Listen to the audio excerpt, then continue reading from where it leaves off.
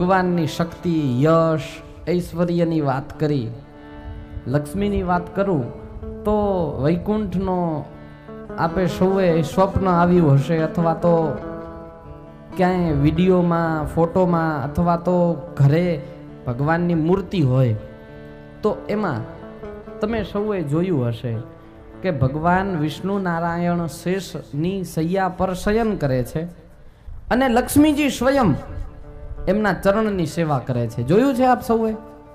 Yes, આપ બધાએ જોયું છે.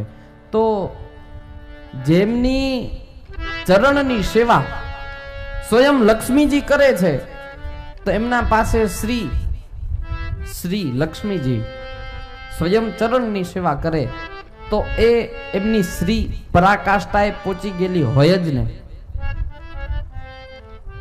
પાછા ઘણા બધા લોકો હું જોતો હોઉં છું તો એ એવું કરે કે ભગવાનના મંદિરે જાય, મંદિરે જઈને કહે કે હે પ્રભુ, મારું આ કામ થઈ જાય તો હું તમને 51,000 રૂપિયા કે લાખ કે 51 લાખ, અરે 1 કરોડ રૂપિયા તમારા મંદિરની અંદર દાન કરીશ.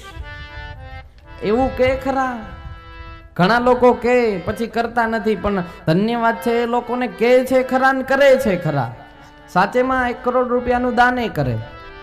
હવે દાન કરીને પછી અમુક લોકો ત્યાં કને એવા આવે કે એમ આટલી મોટી તકતી પોતાની ચોડારાવે, એટલું મોટું નામ ને તકતી ચોડારાવે કે મેં 1 કરોડ રૂપિયા દાન કર્યા છે.